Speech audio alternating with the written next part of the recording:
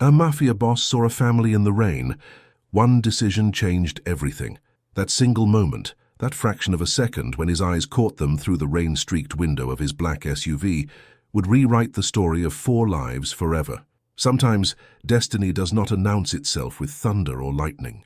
Sometimes it arrives quietly, disguised as a rainy Tuesday evening in Chicago, when a powerful man who had seen everything suddenly sees something that makes him stop. Chapter 1. The rain fell over Chicago like a curtain of silver needles, relentless and cold, turning the streets into rivers of reflected neon lights. It was the kind of evening that made people hurry home, that emptied sidewalks and filled coffee shops with strangers seeking warmth. The autumn wind carried the promise of an early winter, and the city seemed to huddle beneath the weight of grey clouds that had not lifted for 3 days straight. Vincent Moretti sat in the back of his armored Escalade, scrolling through messages on his phone without really reading them. At 42, he had built an empire that stretched from the legitimate restaurants and real estate holdings that bore his family name to the shadow operations that no one discussed but everyone in certain circles understood. His face was carved by time and decisions, with deep-set dark eyes that had learned to read men the way scholars read books. A faint scar traced the line of his jaw, a souvenir from a night 15 years ago that he preferred not to remember but could never forget. His driver, Marco, navigated the slick streets with practiced ease, taking the long route back to the Moretti estate on the outskirts of the city. Vincent preferred this route. It gave him time to think, time to decompress from the meetings and negotiations that filled his days. The empire did not run itself, and though he had loyal men in every corner of his organization, the weight of final decisions always rested on his shoulders alone. The SUV slowed at a red light on Ashland Avenue, and Vincent glanced out the window with the absent attention of a man whose mind was elsewhere. That was when he saw them. A woman stood at the bus stop, clutching 2 children against her body, as if she could shield them from the downpour, with nothing but her own flesh. She had no umbrella. Her coat, a thin beige thing more suited to spring than late October, was soaked through and clinging to her frame. The older child, a girl of perhaps 6 or 7, pressed her face into her mother's hip, while the younger one, a boy who could not have been more than 4, was crying with the silent, exhausted sobs of a child who had been crying for too long. Vincent watched as a bus approached, then passed without stopping, already full of passengers who stared out at the woman and her children with the particular indifference of city dwellers who had learned not to see too much. The woman's shoulders dropped, just slightly, as the bus disappeared into the rain. She did not curse or cry. She simply adjusted her grip on her children and kept standing there, waiting for the next bus that might or might not have room for them. Something in that small gesture, that quiet resignation, caught Vincent in a place he had thought was long calcified. He had seen desperation before. He had seen people beg, plead, make promises they could not keep, but there was something different about this woman, something in the way she held her children, protecting them even as she had nothing left to protect them with. The light turned green. Marco began to accelerate. "Stop," Vincent said. His voice was quiet, but Marco had worked for him long enough to recognize an order when he heard one. The SUV pulled to the curb, hazard lights blinking orange against the grey evening. Vincent opened his door and stepped out into the rain. Within seconds, his Italian wool suit was spotted with water, his polished shoes sinking into a puddle he had not noticed. He did not care. He walked toward the bus stop with the measured stride of a man who was accustomed to people making way for him, though there was no one on this empty stretch of sidewalk to move aside. The woman saw him coming and instinctively pulled her children closer. Her eyes, Vincent noticed, were the color of honey in sunlight, though there was no sunlight now, only the cold and the rain and the fear that flickered across her face as this stranger approached. "You need a ride," Vincent said. It was not a question. The woman shook her head quickly, her wet hair sending droplets flying. "No, thank you. We are fine. You are not fine. You are standing in a storm with 2 small children and no umbrella. Your coat is soaked. Your daughter is shivering. And the buses on this route are full for the next hour because of the construction on Division Street." The woman blinked at him, surprised by the specificity of his knowledge. "How do you know that?" "I know this city," Vincent said simply. "Let me give you a ride. My car is warm, it is dry, and I'm not in the habit of leaving women and children to drown in the rain." The little girl looked up at her mother with huge brown eyes. "Mama," she whispered, "I am cold." That small voice, trembling with exhaustion and cold, seemed to crack something in the woman's resistance. She looked at Vincent, really looked at him, as if trying to read his intentions in the lines of his face. Whatever she saw there must have been enough, because she gave a tiny nod. "Just to the next station," she said, "the one on Milwaukee Avenue." Vincent did not argue. He gestured toward the SUV, and Marco was already out of the driver's seat, opening the back door with an umbrella that seemed to have materialized from nowhere. The woman guided her children into the warm interior, then climbed in herself, leaving a trail of water on the leather seats that cost more than most people's monthly rent. Vincent slid in beside her, keeping a respectful distance, aware of how this must look to a woman who had clearly learned to be wary of strange men offering help. The heater hummed, filling the car with warmth that made the children sigh with relief. The little boy had stopped crying. He was staring at the screens built into the headrests, at the wood grain panels, at the world of quiet luxury that must have seemed like a spaceship to a child who had been standing in the rain. "I am Vincent," he said, because it seemed wrong not to offer his name. The woman hesitated for just a moment. "Claire," she said, "and these are my children, Lily and Noah." "Hello, Lily." "Hello, Noah." Vincent's voice softened in a way that would have surprised anyone who knew him only by reputation. "It is nice to meet you both." Lily looked at him with the uncomplicated honesty of childhood. "Your car is really big," she said. "It is," Vincent agreed. "Do you like it? It smells nice, like my grandmother's house used to smell, like wood and something sweet." Vincent felt something twist in his chest. "Cedar," he said. "The interior has cedar accents." "I'm glad you like it." Claire was watching this exchange with an expression Vincent could not quite read. There was gratitude there, certainly, but also something else. Caution, perhaps. The wariness of someone who had learned that kindness often came with strings attached. "Where are you headed?" Vincent asked. "And I mean your actual destination, not just the next station." Claire's jaw tightened almost imperceptibly. "We are going home.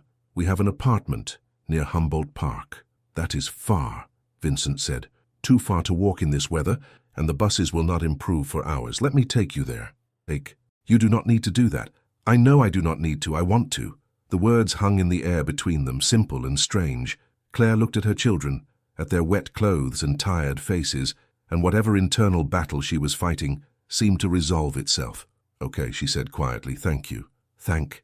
Marco pulled back into traffic, following the directions Claire gave in a voice that grew steadier as the warmth began to seep back into her bones. Vincent watched her reflection in the rain-streaked window, trying to piece together the story that had led her to that bus stop with 2 children and no umbrella on the coldest evening of the season.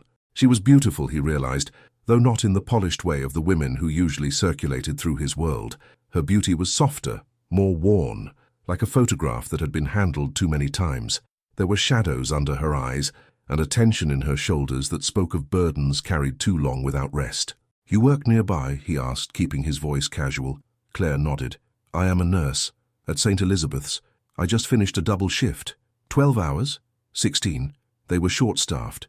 She paused, then added, as if she could not help herself, "They are always short-staffed. That is too long to be on your feet," Vincent said, "especially when you have children waiting for you." Claire's laugh was short and without humor. "Yes, well, the bills do not care how tired I am." Vincent nodded, understanding more than she probably realized. He knew about bills. He knew about the relentless mathematics of survival, about the way poverty could grind people down until they were standing in the rain with no umbrella, waiting for buses that never came.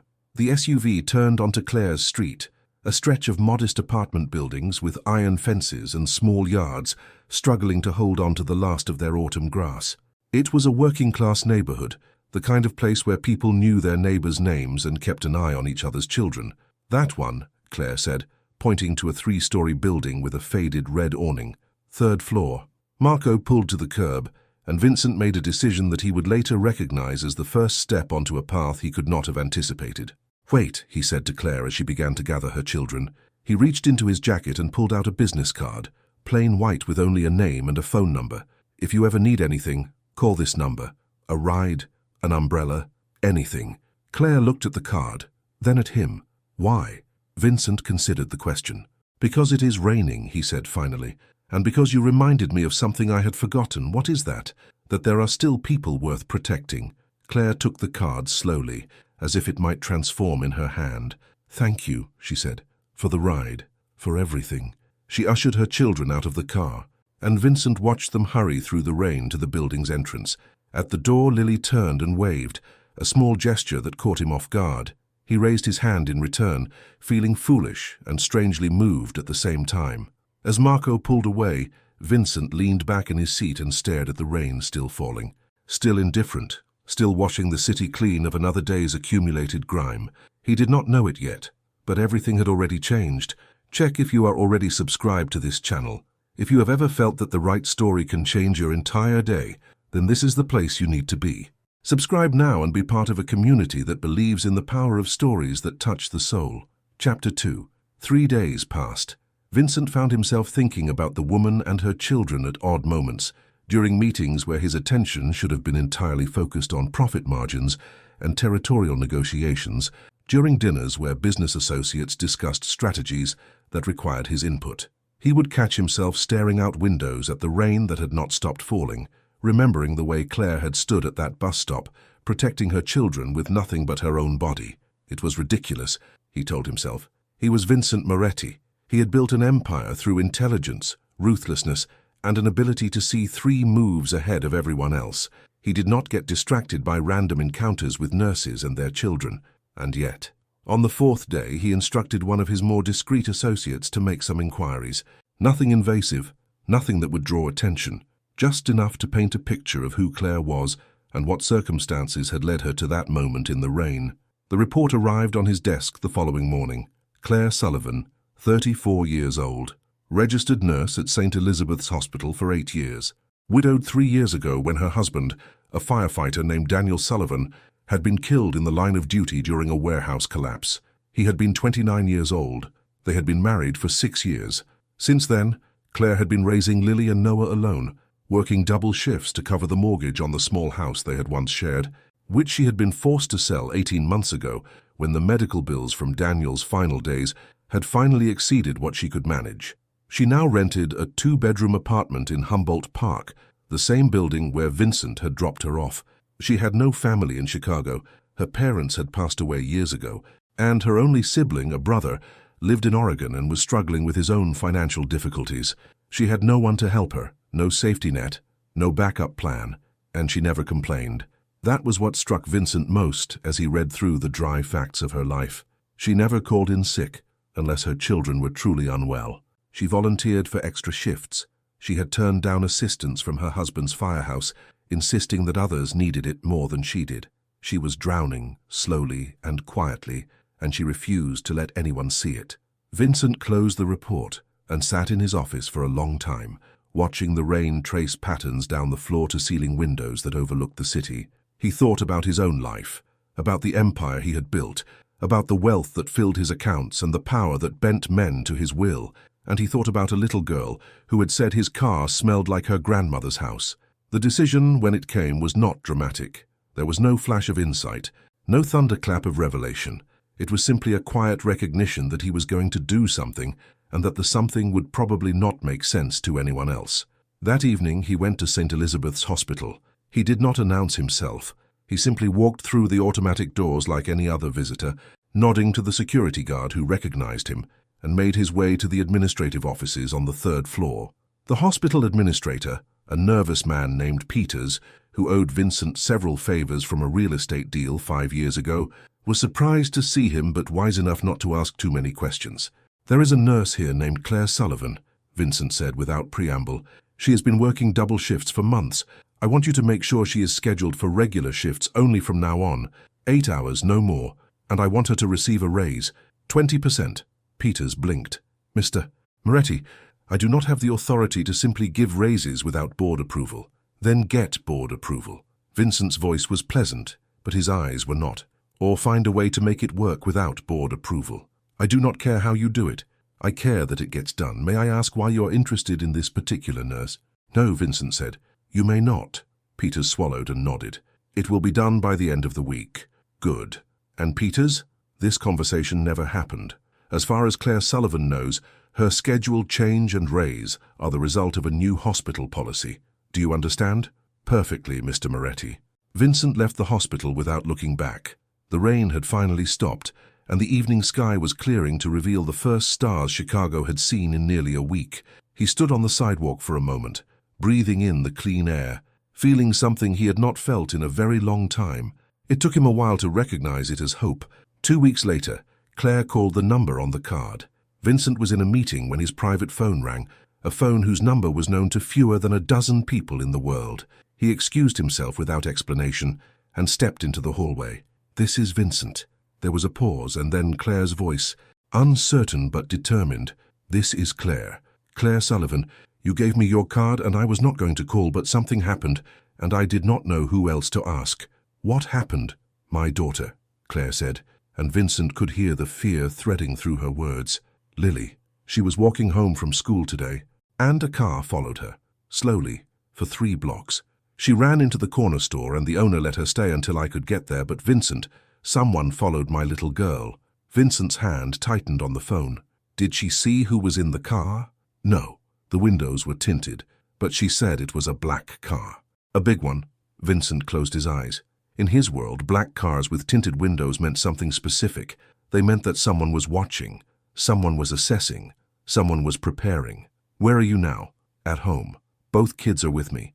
I called in sick for my shift tonight. I cannot leave them alone." "You did the right thing. Listen to me carefully, Claire. Lock your doors, close your blinds. Do not answer for anyone you do not know. I'm sending someone to watch your building tonight." "Why?" Claire's voice cracked. "Why would someone follow my daughter? We are nobody. We have nothing." "That is what we are going to find out," Vincent said. "But right now what matters is keeping you and your children safe.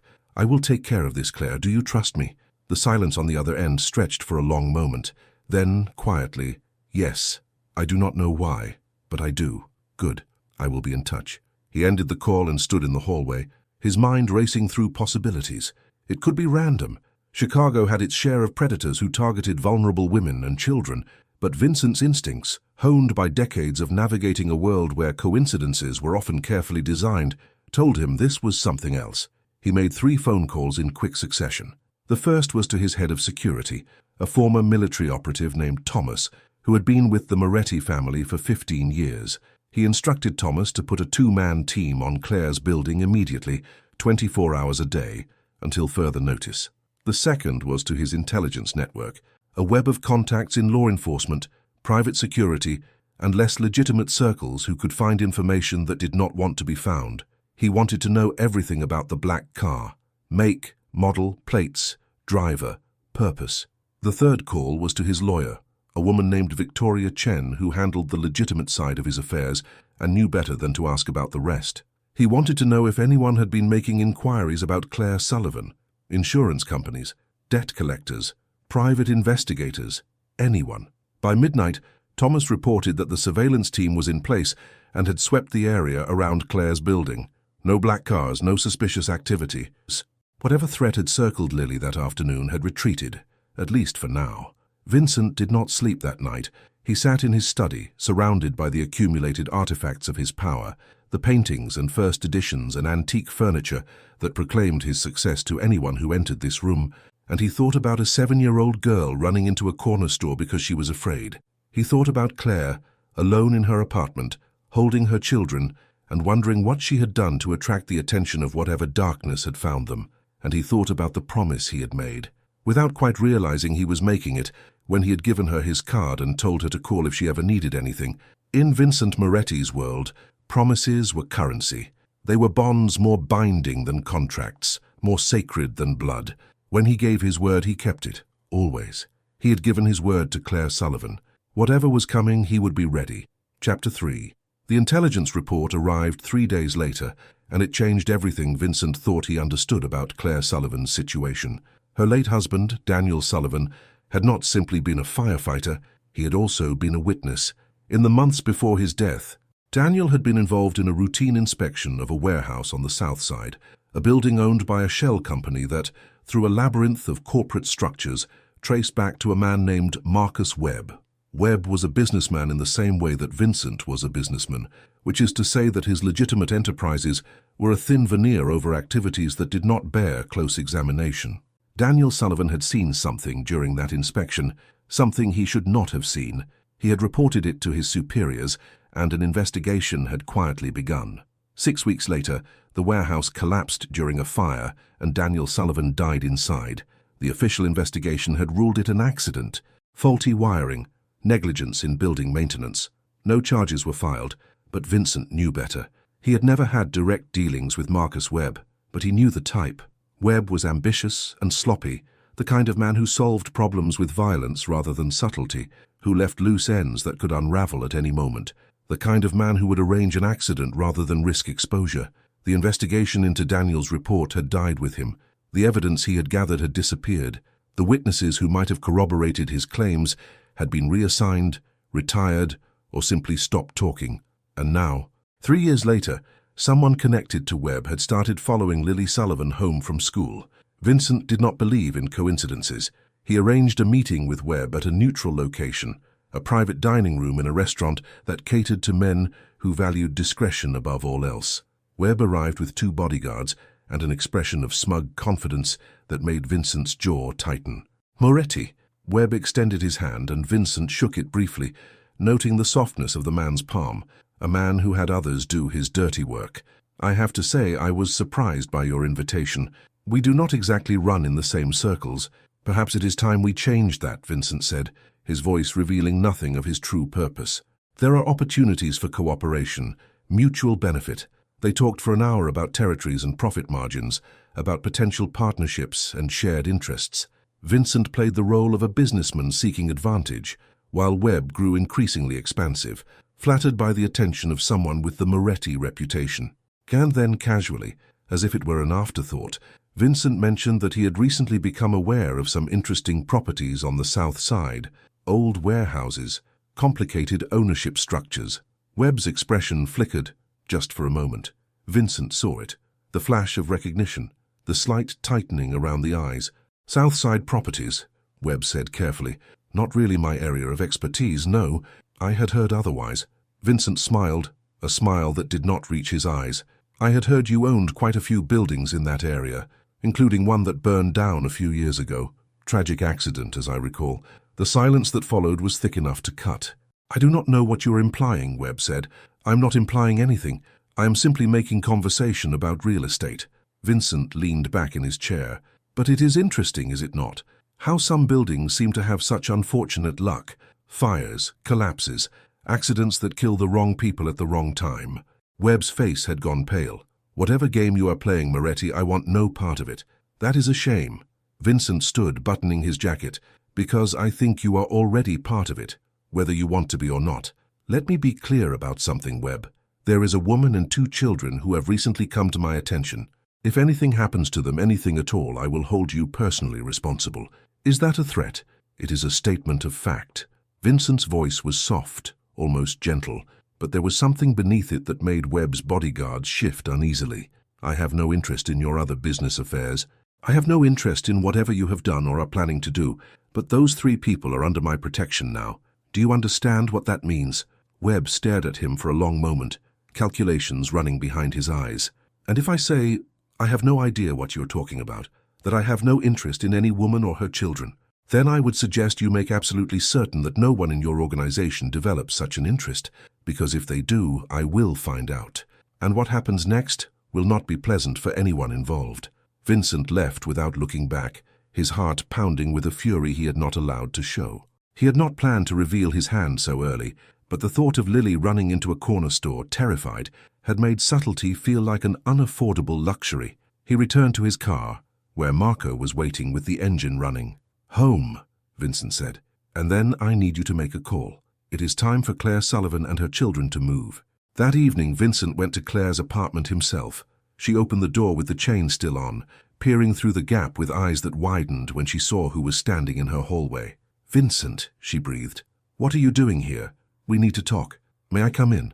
She hesitated, and he saw her glance back into the apartment, where Lily and Noah were visible in the living room, watching television with the intense focus of children who were trying to pretend everything was normal. "The kids," Claire said. "What I have to tell you they should not hear," Vincent agreed. "Is there somewhere we can speak privately?" Claire bit her lip, then unfastened the chain. "Give me a moment." She disappeared into the living room, and Vincent heard her speaking quietly to the children, something about homework and bedtime. Then she was back, leading him down a narrow hallway to a small kitchen that smelled of dish soap and the mac and cheese she had apparently made for dinner. She leaned against the counter, arms crossed, and looked at him with an expression that was equal parts fear and defiance. "Tell me," she said. "Whatever it is, just tell me." So Vincent told her. About Daniel, about what he had witnessed, about Marcus Webb and the warehouse and the investigation that had died with her husband. Claire listened without interrupting, her face growing paler with each revelation. When he finished, she was gripping the edge of the counter so hard her knuckles had turned white. "You are telling me," she said slowly, "that my husband was killed, that it was not an accident. I am telling you that I have strong reason to believe so. Yes. And this man, this Webb, he is coming after me now, after my children. I think someone in his organization recognized you, perhaps saw you somewhere, made a connection. They may have been assessing whether you know anything, whether you pose any threat. I do not know anything." Claire's voice rose. "Daniel never told me about any of this. He never said a word about witnesses or investigations or any of it. I believe you, but they do not know that, and men like Webb do not take chances." Claire pressed her hands to her face, and Vincent saw her shoulders begin to shake. He wanted to reach out to offer comfort, but he understood that this was not the moment. She needed space to absorb what he had told her, space to feel the full weight of her grief and fury. When she finally looked up, her eyes were wet, but her voice was steady. "What do I do?" "You move," Vincent said. "Tonight. I have a property outside the city, a secure location where you and your children will be safe. My people will pack your belongings and bring them to you.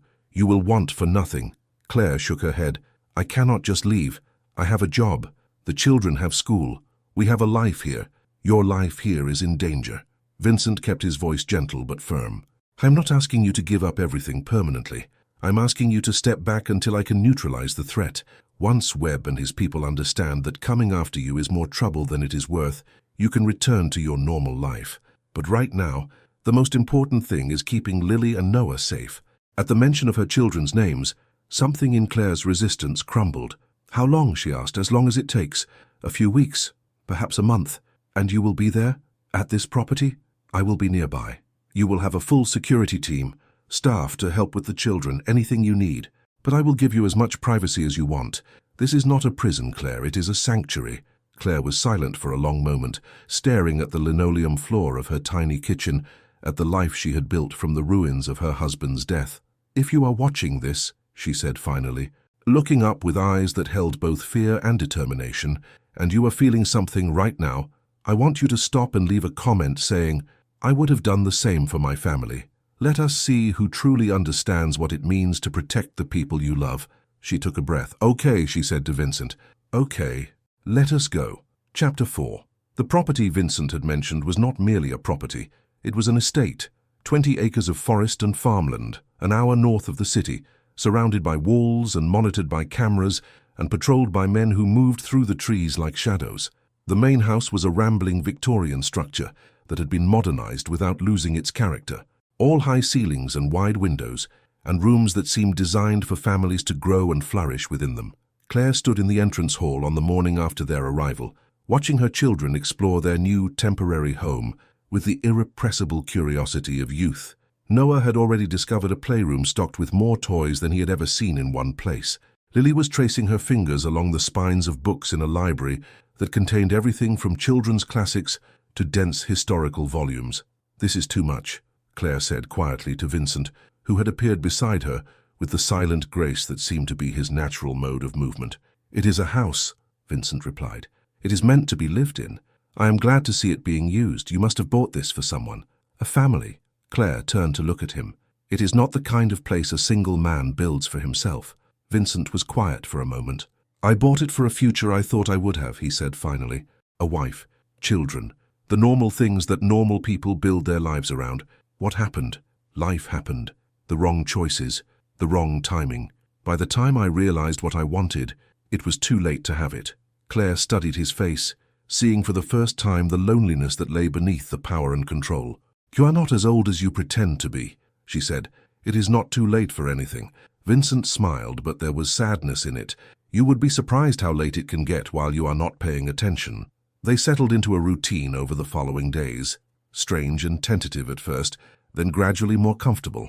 Vincent kept his promise to give them privacy, staying in a separate wing of the house and only appearing when invited. But Claire found herself inviting him more often than she had expected. It started with meals. The staff prepared breakfast each morning, and Claire felt awkward eating in the formal dining room with only her children for company. She asked Vincent to join them, and he agreed with an alacrity that suggested he had been hoping for the invitation. At the table, she discovered that the man who commanded an empire with ruthless efficiency became someone else entirely in the presence of children. He listened to Lily's rambling stories about school and friends with genuine attention. He helped Noah cut his pancakes into small pieces. He asked questions and remembered the answers, building a picture of their lives that showed he was truly paying attention. "You are good with them," Claire said one evening after the children had gone to bed. She and Vincent were sitting in the library, a fire crackling in the hearth, glasses of wine untouched on the table between them. Vincent shrugged, looking uncomfortable with the compliment. "I like children. They are honest. They do not pretend to be something they are not. Unlike adults? Very much unlike adults." He paused, swirling the wine in his glass without drinking. "In my world, everyone has an angle. Everyone wants something. After a while, you start to see manipulation everywhere, even where it does not exist. Is that how you see me? Manipulating you?" Vincent met her eyes. "No, that is what makes you dangerous." "Dangerous?" Claire laughed, but the sound caught in her throat. "I am a nurse who cannot even afford an umbrella. How am I dangerous? Because you make me want things I had given up on wanting. Because you and your children walked into my life and suddenly all the walls I built to protect myself started looking like prisons." Vincent set down his glass and leaned forward. "I have not felt this way in a very long time, Claire, and I do not know what to do with it." The silence between them was charged with something neither of them was ready to name. "I am not ready," Claire said finally. "It has only been 3 years since Daniel, and I do not even know what my life is going to look like once all of this is over." "I am not asking for anything," Vincent said. "I am just telling you the truth. You deserve to know why I am doing all of this. It is not just because it is the right thing to do. It is because you matter to me. You and Lily and Noah. You matter." Claire felt tears prickling at her eyes. She blinked them away, but not before Vincent saw. "We should get some sleep," she said, rising from her chair. "The children wake up early." Vincent nodded and rose as well. "Good night, Claire." "Good night, Vincent." She was at the door when she turned back. "Thank you," she said, "for being honest, for all of it." Then she was gone, and Vincent stood alone in the library, listening to the fire crackle and wondering if he had just made the biggest mistake of his life or taken the first step towards something worth having. The days turned into a week, and the week turned into 2. Vincent's people continued their investigation into Marcus Webb, building a case that could be turned over to federal authorities if necessary. They documented his businesses, his associations, his patterns of intimidation and corruption. They traced the web of shell companies that connected him to the warehouse where Daniel Sullivan had died. And they watched. They watched Webb's men, noting their movements, their habits, their weaknesses. They watched the network of informants and corrupt officials who did Webb's bidding. They watched and waited for the moment when the trap could be sprung. But it was Webb who made the first move. It happened on a Tuesday afternoon. Claire was in the garden with the children, watching them play among the autumn leaves, while 2 of Vincent's security team kept a discreet distance. The sun was warm for November, a last gasp of golden light before winter closed in, and for a few hours the danger that had driven them from their home felt very far away. Then the shots rang out. They came from beyond the wall, a rapid crack, crack, crack that sent birds exploding from the trees in panic. Claire grabbed both children and pulled them to the ground, covering them with her body as the security team went into immediate action. Inside, Vincent heard the shots and was moving before the sound had faded. He raced through the house and out the back door, shouting orders into his phone, his heart hammering with a fear he had not felt in decades. "Claire!" he called. "Claire! Here!" Her voice came from behind a stone bench where she had sheltered with the children. "We are here. We are okay." Vincent reached them in 3 strides, dropping to his knees and gathering all 3 of them into his arms. The children were crying, Noah's sobs muffled against Claire's shoulder, Lily clinging to Vincent with fingers that dug into his jacket. "What happened?" Claire gasped. "An attack, probing our defenses." Vincent forced his voice to stay calm. "They are gone now.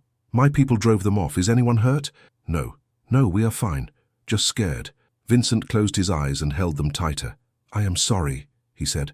"I am so sorry. I thought we were safe here. I thought I had more time. This is not your fault." Claire pulled back to look at him, her face pale but determined. "This is Webb's fault. You are the one trying to protect us, and I failed. No, you kept us alive." Claire reached up and touched his face, a gesture so intimate and unexpected that Vincent felt his breath catch. "We are alive because of you, Vincent. Now stop apologizing and figure out how to finish this." Vincent stared at her for a long moment, seeing the strength that had carried her through 3 years of grief and struggle, the courage that refused to break even in the face of gunfire. "You are remarkable," he said. "I am a mother," Claire replied. "There is no force on earth more dangerous, despite everything." Vincent felt himself smile. She was right. It was time to finish this. Chapter 5. The counterattack was planned with military precision. Vincent spent the next 48 hours in the operations center he had established in the basement of the estate, coordinating with his security team, his intelligence network, and a select group of associates who had no love for Marcus Webb and his sloppy, dangerous methods. The plan they developed was elegant in its simplicity. They would not attack Webb directly. They would dismantle his empire piece by piece, exposing his crimes to the authorities who had been paid to look the other way, until he had nothing left but the choice between prison and flight. The key was the evidence Daniel Sullivan had gathered before his death. Vincent's people had traced it to a safety deposit box in a small bank outside Chicago, a box Daniel had opened under a false name and never mentioned to anyone, including his wife. The documents inside were explosive: photographs, financial records, testimony from sources who had since disappeared. Everything Webb had done to hide his crimes was laid out in meticulous detail. Vincent had the box contents retrieved and delivered to a federal prosecutor with a reputation for incorruptibility. Within days, the investigation that had died with Daniel Sullivan was resurrected, this time with resources and protection that Webb could not circumvent. While the legal machinery ground into motion, Vincent moved on the second front, Webb's network of support. The corrupt officials who had enabled his crimes found themselves facing sudden audits and investigations. The businessmen who had laundered his money discovered that their banks were no longer willing to look the other way. The associates who had done his dirty work learned that continued loyalty came with a price they were not willing to pay. One by one, the pillars of Webb's empire began to crumble. Throughout all of this, Vincent made time every day to spend with Claire and the children. He taught Lily to play chess, the same game his grandfather had taught him decades ago, in a cramped apartment that smelled of cigarette smoke and old books. She was a quick learner, picking up strategies that took him weeks to master at her age. He took Noah fishing in the small pond at the edge of the property, standing patiently, while the boy tangled his line and dropped his bait and generally made a mess of everything. When Noah finally caught a small sunfish, his face lit up with a joy so pure that Vincent felt something crack open in his chest. And he talked with Claire, long conversations that stretched into the night, covering everything from her childhood memories to his complicated family history to their shared uncertainty about what the future might hold. She told him about Daniel, about the man he had been before the warehouse, about the dreams they had shared and the life they had planned to build together. She cried sometimes, and Vincent held her hand and did not try to make it better because he understood that some griefs could not be fixed, only witnessed. He told her about his own past, the father who had built an empire and the mother who had tried to hold the family together despite everything. He told her about the choices he had made, some of them terrible, and the person he had become as a result. He did not ask for forgiveness, but he saw something in her eyes that looked like understanding. "You are not who I expected," Claire said one night, when they were sitting on the porch watching the stars appear one by one in the darkening sky. "What did you expect? A monster. Someone cold and cruel who would do terrible things without a second thought." "I have done terrible things," Vincent said. "I do not pretend otherwise. But you have also done kind things. You saved us. You are still saving us." Claire turned to look at him. "I think there is more than one person inside you, Vincent Moretti, and I think you get to choose which one you want to be." Vincent was silent for a long moment. What if I have been the wrong person for too long? What if it is too late to change? "It is never too late." Claire reached out and took his hand. "I know that now because of you." The moment stretched between them, fragile and full of possibility. Then Claire leaned over and kissed him softly on the cheek. "Thank you," she whispered, "for everything." She went inside, leaving Vincent alone with the stars and the quiet and the strange new feeling blooming in his chest.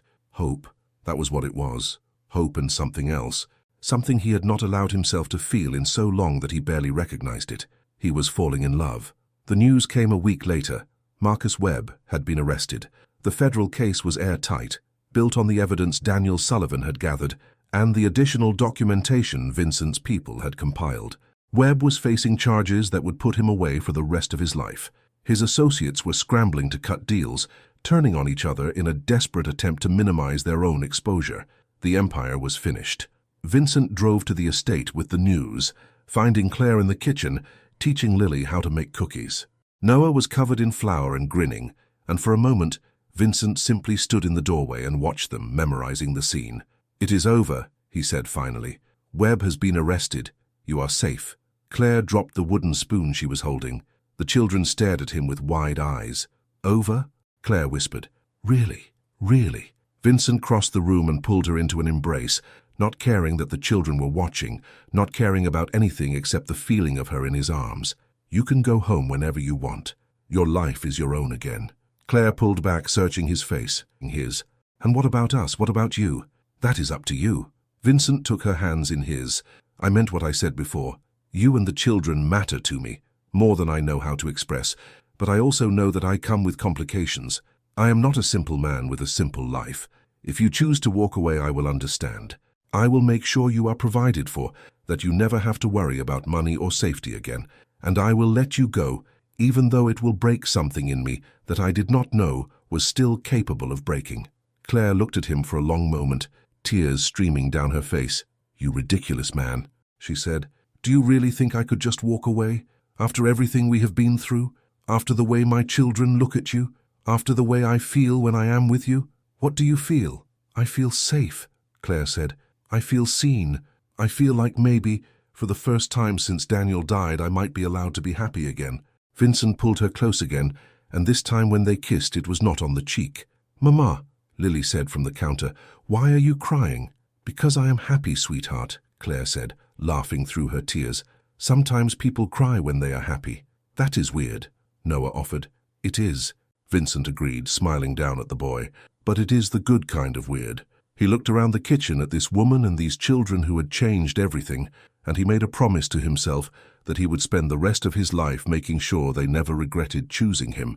It was the most important promise he had ever made. Chapter 6. 1 year later. The wedding was small, held in the garden of the estate that had become their home. Only a handful of guests attended, close friends and the security team members who had become like family, people who had earned the right to witness this moment through loyalty and love. Claire wore a simple white dress that caught the June sunlight and made her look like she was glowing from within. Lily served as flower girl, scattering petals down the aisle with solemn concentration. Noah carried the rings on a velvet pillow, his small face serious with the importance of his task. And Vincent waited at the altar, his heart fuller than he had ever thought possible. When Claire reached him, he took her hands and looked into her eyes, and he saw everything he had ever wanted and never believed he could have. "I love you," he said. "I love you and your children, and I will spend the rest of my life proving that love through action." "I love you too," Claire said, "and I know you will. You already have." They exchanged vows, simple promises that meant everything, and when the officiant pronounced them husband and wife, Vincent kissed her with all the tenderness and passion that had been building since the night he first saw her in the rain. The reception stretched into the evening, full of laughter and dancing and the kind of joy that comes from finding home after a long journey. Lily taught Vincent's security team leader how to do a dance she had learned at school. Noah fell asleep in a chair, exhausted from excitement, and had to be carried to bed by his new stepfather. And as the stars came out over the estate, Vincent and Claire stood on the porch together, looking out at the life they had built. "If someone had told me a year ago that this is where I would end up," Claire said, "I would never have believed them." "Neither would I," Vincent admitted. "I thought I knew what my life was going to be. I thought I had made my choices, and there was no changing them. And then you appeared in that storm, holding on to your children, refusing to give up even when everything was against you. And suddenly, all my certainties seemed very small. What do you think now?" Vincent turned to look at her, this woman who had transformed him. "I think that life is longer than we imagine," he said, "and full of more chances than we deserve. I think that we are never truly trapped by our choices, because new choices come along every day. And I think that love, real love, is not about perfection or safety or any of the things I used to believe. It is about showing up, day after day, choosing the same person over and over again, being brave enough to stay." Claire leaned into him, and he wrapped his arm around her shoulders. "We made it," she said softly. "We did. And this is just the beginning." They stood there together as the night deepened around them, Two people who had found each other against all odds, who had built something beautiful from the ashes of their separate pains. The rain that had brought them together was long forgotten. Now there was only warmth and light, and the promise of all the tomorrows yet to come. If you have watched this far, it is because you liked this story. Leave a comment saying I have watched this far so I can get to know you and see who really enjoys the stories here on the channel. I read every single comment, and your words mean more than you know. And if this story touched your heart, if it made you feel something real, please take a moment to like this video and share it with someone who needs to believe in second chances. Sometimes the best stories are the ones we pass along. Check if you are already subscribed to this channel. We are building something special here, a community of people who believe that hope can survive even the darkest storms. Join us, hit that subscribe button, and I will see you in the next story, because there are always more stories to tell.